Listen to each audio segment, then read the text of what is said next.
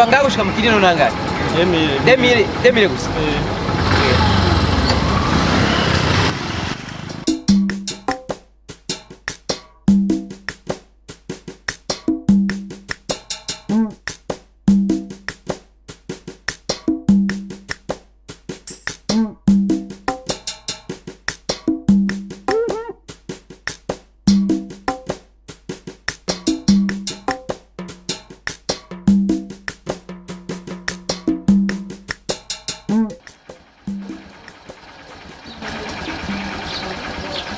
Sawa rero. Sawa. Wewe twavuganye Mwe twagwenga. twavuganye ibihumbi bibiri. None ntakubera. tuje turi banga. Babiri. None Hari ibintu mwihaye none igihumbi kandi twavuye bibiri go. none si bombe bibiri. Nego None twaje turi banga. Twaje turi babiri. None turi babiri. None si bibiri Si igihumbi twavuganye bibiri igihumbi go. None we nturiha. Jewe ndihe.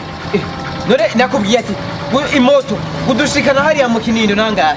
None ndavuze wangahe ntitwari babiri. Ya manje ntibikunda. Ntikunda. Ubwo bwenge mwebwe ahantu mukuranije. Bibiri go.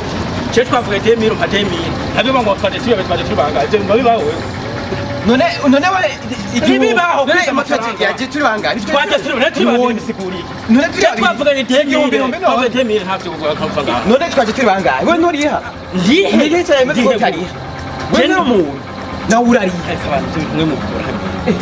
Cyo kwibiza amafaranga twavuganye. Hari be. Ndagukiriza amafaranga gute. Nje n'ukuri n'igihumbi nayandi fise imbere y'inyombe. Liza Braz. Iyo uza kumbuya kari bine naguha bibiri. Ubwo bubira bwo mu buyenze ntibukora. Bana wumvise. Je nandi mahera fise inyuma n'imbere. Iyo ushaka wari kumbya ngo ndaguhe bine ama bibiri. Wewe none ko ntari umunye. Ubwo bubira bwo mu buyenze ntibukora ino. Mwimenye ivyo ntibikunda. Ntibibaho byo. Je nandi mahera kandi ndashize muhenda. Ushitse uramfana ngaho. Uramfana. Ndagufata riha kwanza. Ndagufata. Nanzo rihe wewe. Uje tumba bikunze ngo biba. Oni bicitse ko. Umviriza mani ngo twumvize na. Ngombe zone bintu abantu biri ha. Abantu bi. Hayo mwe musige mwe mwahashi musige mwe haniye. Cyane biki ngombe nzaka duma. Umviriza mani. Jewe umugabo umutipe ndamukubikiniye. Yego. Twavuganye ko jewe ampa inoti ibihumbi bibiri. Mugo dushitse ngaha ampa inoti igihumbi ngo twaje turi babiri. Akari kame ko muntu mutarasohoza. Yego ni muvuge mwese. Je twavuganye namubaje ndamuhamagaye. Ebane wowe gushika kuva ngaha nabwo hari yanuze. Umukinini. Ari nawe mbo hari akunuze ya umusaga. Ndahabona. Nabati gushika mu Kinino nangahe ambwira ngo demire. Ambwiye demire ndamubaza ati imoto dukurenga. Urumva ko tumaze kuba babiri. Rero nshangwa turaze rero. Rero ko yadushikanye ngaha reka dusangire.